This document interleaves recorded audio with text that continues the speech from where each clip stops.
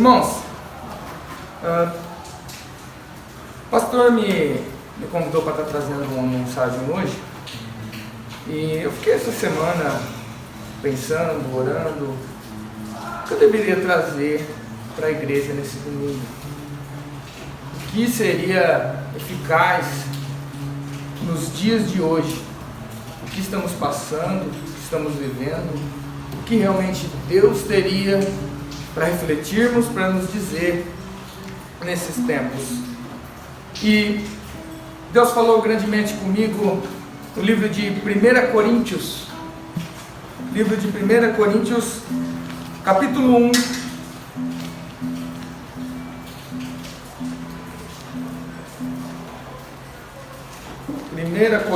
capítulo 1, do verso 18. Do verso 18 ao 25.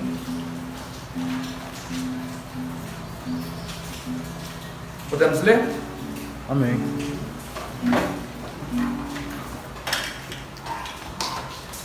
Certamente, a palavra da cruz é loucura para os que se perdem, mas para nós, que somos salvos, é o poder de Deus.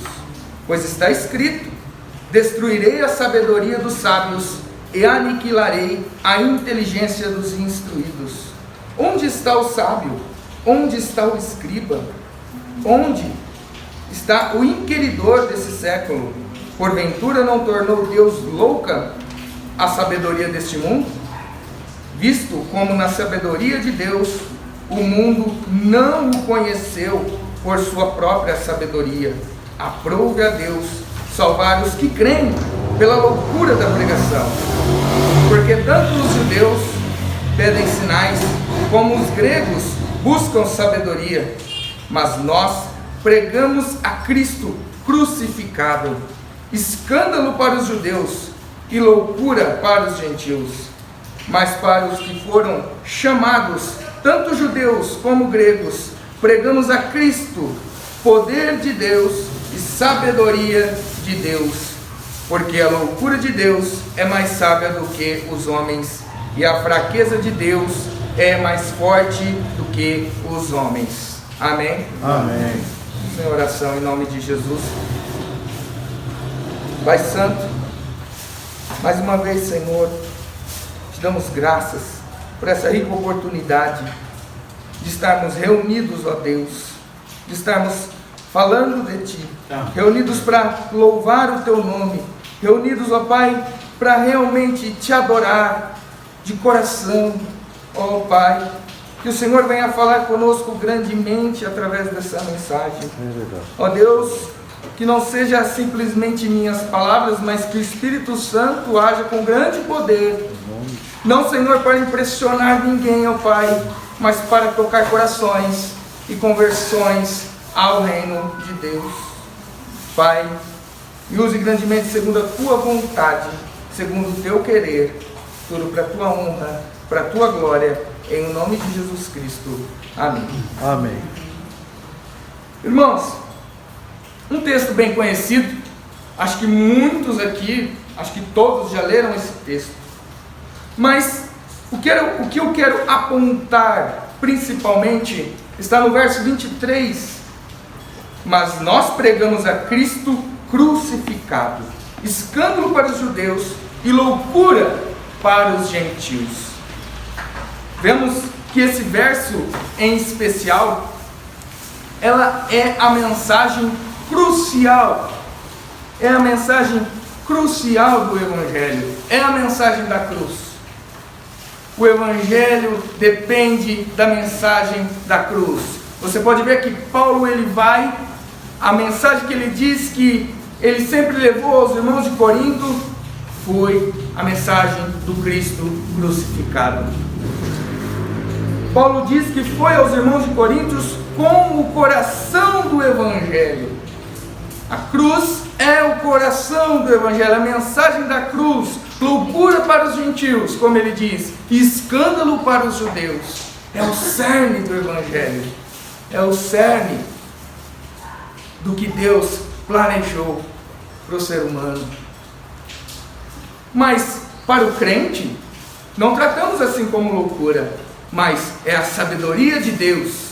Como eu disse, é o cerne do Evangelho, o poder de Deus para salvar todo aquele que crê, como relata Romanos 1,16, tanto os judeus como os gentios. A mensagem é para todos. Mas o que é a mensagem da cruz para nós? O que é a mensagem da cruz para mim? O que é a mensagem da cruz para você? O que realmente significa a cruz de Cristo? O que realmente significa a cruz de Cristo? Muitos eu vejo assim que usam a cruz como um símbolo de fé. Muitos não entendem realmente o que a cruz significa. O que realmente a cruz significa, mas usam. Acham bonito usar uma cruz? Acham bonito? Muitos usam como um pingente, como um brinco, como um colar. Muitos até buscam tatuar uma tatuagem no corpo da cruz, né? Vemos que hoje o símbolo mais comum entre as igrejas é a cruz. Tem lá o logo, né, o nome da igreja, e sempre eles ali colocam a cruz. Mas muitos, não digo todos, não generalizo, mas muitos não entendem o verdadeiro significado dessa cruz. Usam como um enfeite, usam como algo legal, usam como algo que faz parte do culto religioso, mas não entendem o que realmente significa a cruz. Vemos que no verso 19, Paulo diz: pois está escrito, destruirei a sabedoria dos sábios e aniquilarei a inteligência dos instruídos. Paulo aqui ele está citando, irmãos, Isaías 29:14. Ele está buscando lá na lei o texto de Isaías 29:14, que lá Deus diz que uma obra maravilhosa Deus havia de fazer no meio do seu povo.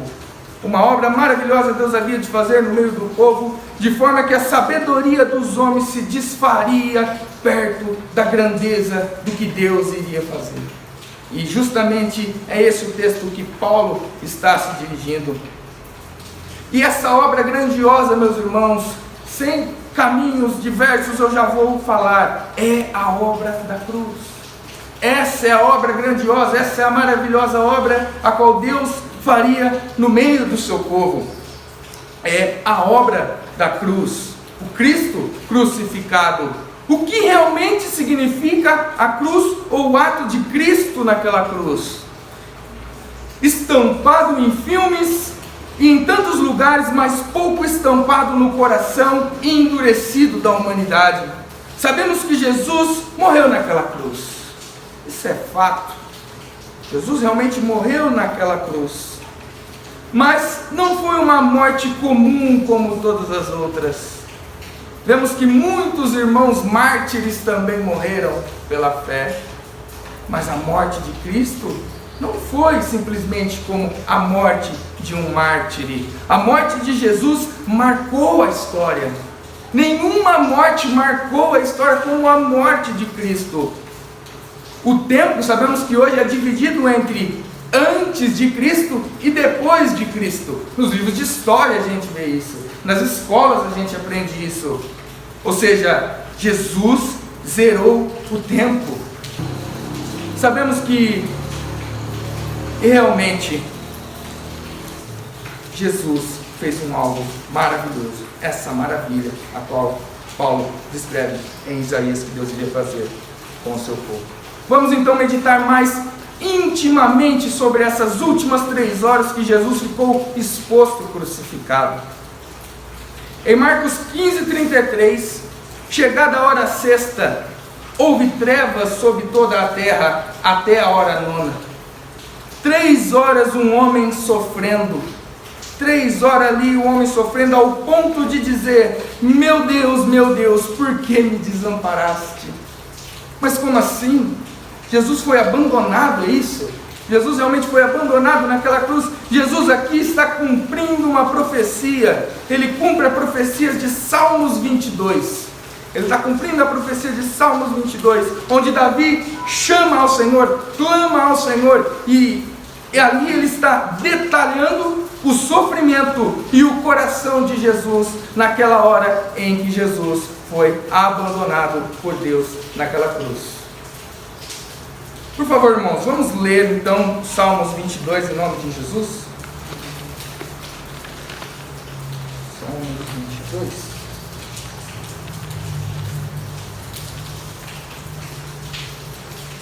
Prestem atenção do que Davi vai dizer aqui. E até onde eu ler, que eu vou ler até o versículo 21, pense Jesus, aquelas 3 horas, dizendo estas palavras, tudo realmente, detalhadamente, o que o Senhor Jesus estava passando. Deus meu, por que me desamparaste? Por que se acham longe da minha salvação as palavras de meu bramido? Deus meu, clamo de dia e não me respondes, também de noite, porém não tenho sossego. Contudo, tu és santo, entronizado entre os louvores de Israel. Nossos pais confiaram em ti, confiaram e tu os livraste. A ti clamaram e se livraram, confiaram em ti e não foram confundidos.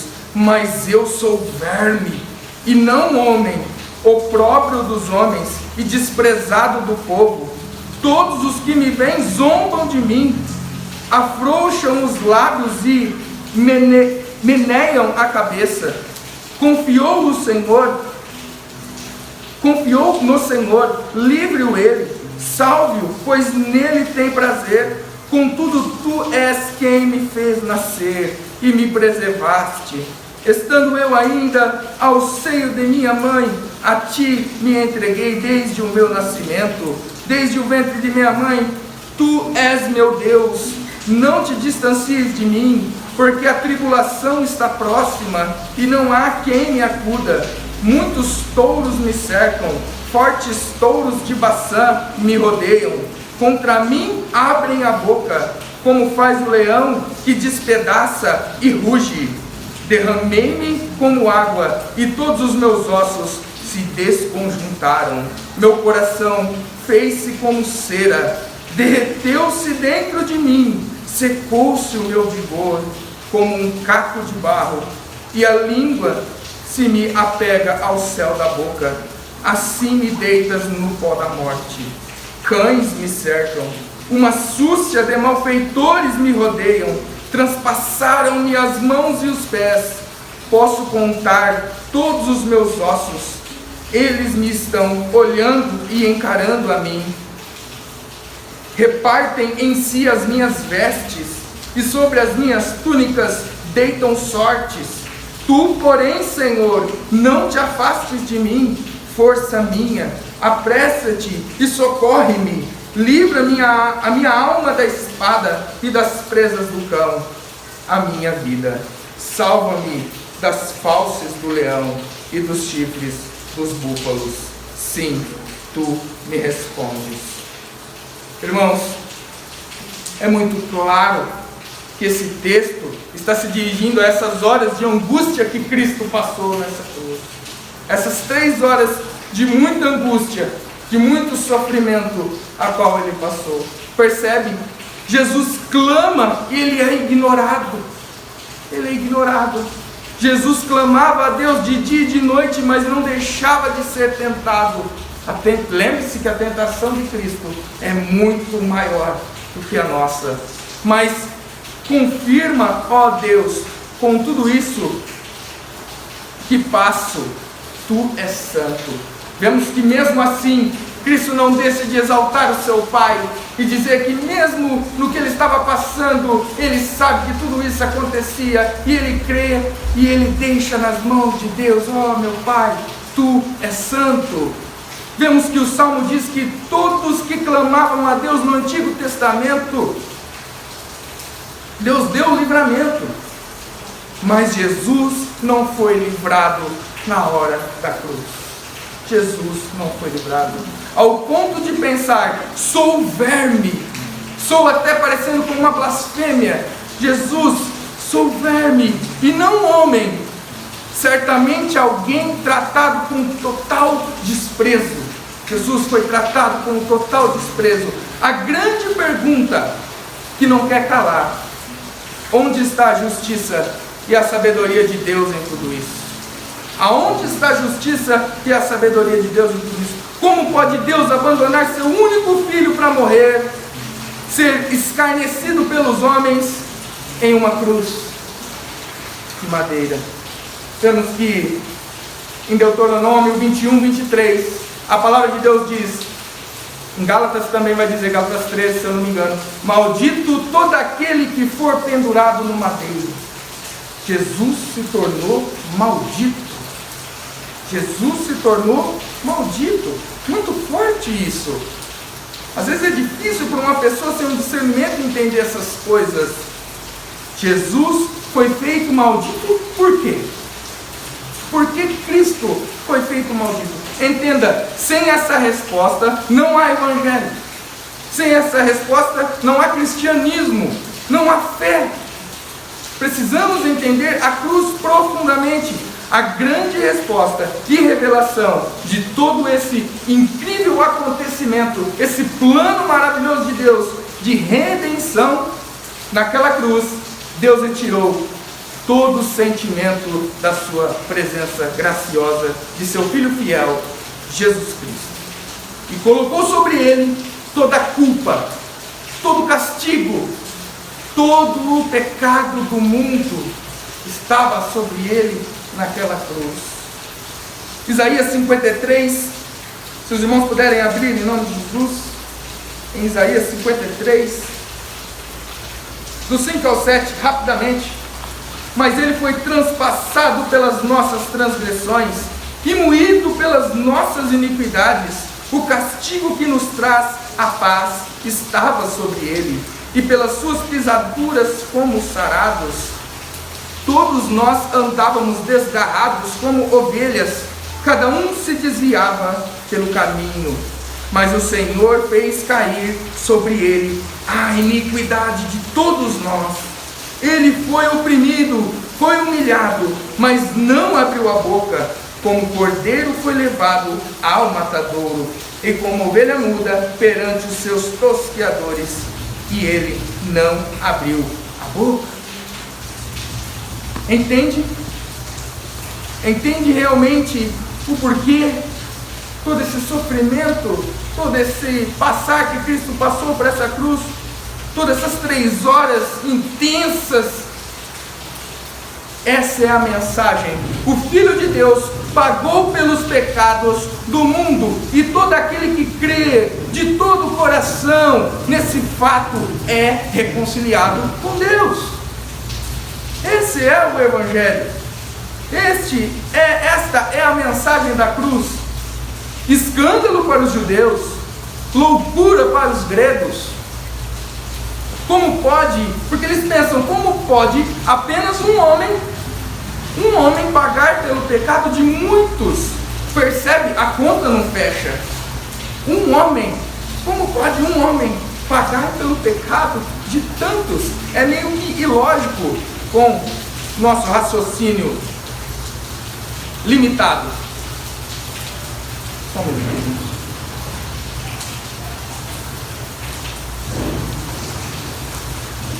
A resposta é que Jesus não é meramente homem. Jesus não é somente homem, mas eles se esquecem que ele também é Deus. Jesus é Deus. Ele cumpriu toda a justiça de Deus. Nenhum homem nascido de mulher conseguiu cumprir até hoje, que nenhum homem conseguiu. Ele conseguiu. Ele é santo, sem pecado, inocente de qualquer acusação. Cristo é inocente, amou o Pai desde sempre, sofreu incessantemente mais tentações que qualquer ser humano. Para pensar. Paul Washer dá uma ilustração bem clara sobre o assunto. Ele diz: como Jesus realmente pode ter maior peso do que vários homens? Como esse sacrifício de Cristo pode ter esse peso? Ele faz uma comparação com uma balança. Pegarmos uma balança e colocarmos de um lado toda a beleza do mundo, todas as coisas mais belas do planeta, ou melhor, todos os planetas juntos, todas as pessoas juntas, tudo que há de bom, e colocar Cristo do outro lado da balança, Cristo pesa mais. Jesus Cristo pesa mais. O peso de Cristo é maior do que tudo que é belo, do que tudo que existe. Incomparavelmente suficiente para quitar todos os pecados do homem. Incomparavelmente. É incomparável. Jesus suportou tomar o cálice da ira de Deus. Da ira de Deus. Deus não poderia pegar os seus pecados, meus irmãos, presta atenção nisso aqui. Deus não poderia pegar seus pecados e simplesmente enterrar em um buraco. Ele é justo. Um dos juízes justos jamais faria uma coisa dessa. Ele não poderia pegar os seus pecados e colocar em um buraco. Como ele pegaria? Ele poderia perdoar os pecados de um serial killer. Pensa quantas pessoas um serial killer matou, assassinou, sem pena nenhuma. E Deus vai lá e apenas coloca no buraco, encobre o pecado. Esse não é o nosso Deus. Ele não fez isso. Ele não faz isso. Imagina, homens e mulheres que pecam contra um Deus 3 vezes santo. Como ele vai encobrir essas coisas?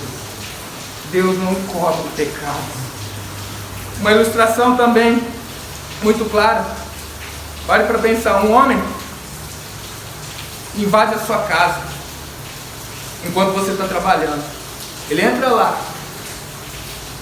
Dura esse exemplo, mas para vocês entenderem. Estrupa sua esposa, mata seus filhos. Este homem é pego preso.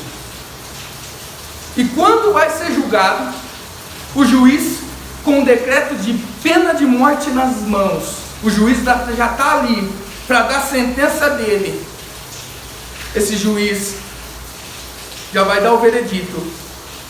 E com grande ira, ele começa a rasgar esse decreto. Ele começa a esmagar, a amassar esse decreto. Já ia dar a sentença. Agora, eu pergunto para os irmãos: isso é um juiz justo? Pensa, um camarada fazer isso com a sua família e o juiz faz uma coisa dessa. Então não foi isso que Deus fez. Deus não poderia simplesmente fazer isso com um monstro que faz uma atrocidade dessas. Isso não é ser justo, não é. Mas Deus é justo juiz. Ele não esmagou ali apenas um papel com ira. A sua sentença de morte foi contra o seu próprio Filho, Jesus Cristo. Quem ele esmagou ali foi o seu Filho. Quem foi rasgado ali foi o seu Filho. Por mim, por você, o Filho de Deus tomou a justiça no seu lugar. Ele fez justiça em seu lugar. A justiça é que eu e você fôssemos condenados, pena de morte. Pecamos contra um Deus 3 vezes santo. Mas Jesus é castigado no nosso lugar. Ele pede a todos agora que se arrependam dos seus pecados e creiam que Ele fez tal maravilha, tal justiça por nós.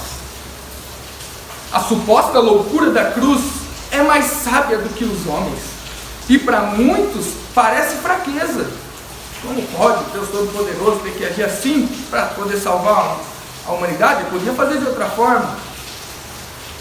Ele tinha que penalizar alguém, e esse alguém tinha que ser sem pecado. Esse alguém tinha que ser alguém puro, alguém que cumpriu a lei, sem errar, sem pecar, fazer tudo o que não conseguimos fazer, cumprir a justiça de Deus. Então, Deus castiga seu Filho no nosso lugar. Isso não é fraqueza, isso é ser mais forte do que os homens. Isso é ser mais forte do que os homens. Por isso Paulo pregava a cruz por onde ele passava. Por onde ele passava, ele pregava a cruz de Cristo. É somente a fé nesse Cristo que salva pessoas. Paulo tinha plena com conhecimento disso. Por isso que ele diz: Coríntios, fui até vocês com a mensagem do Cristo crucificado. É a única mensagem que salva pessoas, que muda a vida, que muda famílias, que transforma um ser vil em alguém que possa realmente ser visto com bons olhos com Deus. Essas são as boas novas. Jesus, o Filho de Deus, morreu para nos dar a vida. Ele se fez pecado. Não tinha pecado, mas perceba, olha aqui o verbo, ele se fez pecado. Ele não tinha pecado, ele se fez pecado. Assim que todo aquele que crê também não é justo, mas é como se fosse justo, justificados pelos méritos de outro, méritos que Cristo adquiriu, méritos que o nosso Senhor e Salvador Jesus Cristo adquiriu. Então, quando Deus olha para nós, Ele não vê com aquele ódio, aquela ira, mas agora Ele vê Cristo crucificado, que ali pagou pelos nossos pecados, que nos redimiu. Deus agora pode nos ver como justificados. Deus olha para nós que crê hoje, e Ele não olha mais com essa ira santa, mas vê Cristo por mim e por você. Todo aquele que crê será salvo, que assume esse compromisso com Cristo de todo o coração. Mas o que não crê, a Bíblia é bem clara, já está condenado. A palavra é: arrependa-se. Se volte para a cruz. Hoje Deus está no seu trono de misericórdia, mas um dia Ele estará no trono de julgamento. E aí eu pergunto: aonde está o seu advogado? Aonde está o seu advogado nisso tudo? Porque se ainda Cristo não é seu advogado pela fé, meus irmãos, como assim? Tem pessoas que não conseguem, para eles é loucura essas coisas, não conseguem crer, eles não adquirem Cristo como seu advogado, o pagador da sua fiança. É de graça, é de graça. E muitos, infelizmente, rejeitam essa mensagem maravilhosa. Por favor, esse é o significado da cruz de Cristo. Se fez maldito no seu lugar. Vamos abrir lá em João 3,14, só para a gente dar uma olhadinha. Amém? E do modo porque Moisés levantou a serpente no deserto, assim importa que o Filho do Homem seja levantado, para que todo o que nele crê tenha a vida eterna. Irmãos, aqui João está fazendo o que? Ele está figurando. Ele está figurando aquela serpente feita de bronze que vemos lá no livro de Números. O que aconteceu lá? Vemos que o povo tinha sido picado por serpentes e Deus indicou que Moisés ali fizesse uma serpente de bronze, levantasse ela numa haste, e todos que olhassem para ela seriam curados. Seriam curados. Então, meus irmãos, o que João está querendo dizer é: ele trata essa serpente de bronze como Cristo, as picadas que os irmãos tiveram lá como os nossos pecados, a nossa sujeira. Então, o olhar é crer. Quem crê, quem olha para o Filho de Deus, ele foi levantado. Não é o entendimento de que ele simplesmente foi levantado ali aos céus, mas esse é o entendimento como ele foi levantado como essa serpente numa haste, mas Cristo foi levantado em uma cruz. E todo aquele que olha para a cruz, que entende a cruz, é salvo. Que tem fé, que crê, ele é salvo. Irmãos, não há mensagem maior para se pregar nos tempos em que vivemos. Como eu disse, eu passei a semana pedindo a Deus, e Deus disse: pregue o Evangelho, pregue Cristo crucificado, pregue a verdade, pregue o que muitos acham loucura. o que muitos sábios, muitos cientistas veem como algo que não conseguem compreender, não conseguem, a matemática do homem não funciona com essas coisas. Estamos aqui, meus irmãos, talvez com o último culto presencial durante esses 15 dias de lockdown. E, como eu disse, eu não poderia vir aqui hoje com outra mensagem para nos fortalecer, a não ser Cristo crucificado. Estamos aqui com um culto de ceia, onde fazemos memória do que o nosso Senhor fez por nós naquela cruz. Assim como Deus, no Antigo Testamento, lembrava o povo de Israel, sempre a gente vê Ele forçando a lembrar eles do que, muitas vezes pela festa da Páscoa, da sua libertação da escravidão do Egito. Dessa mesma forma, Deus faz conosco hoje. Dessa mesma forma, Deus nos faz recordar, lembrar da nossa libertação, da nossa salvação em Cristo Jesus, naquela cruz. A mensagem da cruz é mais do que combustível, não para apenas 15 dias de lockdown, mas para uma vida toda de arrependimento e gratidão para esse Deus tão misericordioso. Que olhemos para a cruz e que venhamos ter essa fé que é mais que combustível para nos manter de pé. Amém. Em meio a qualquer situação. Amém. Amém. Deus abençoe os irmãos. Amém.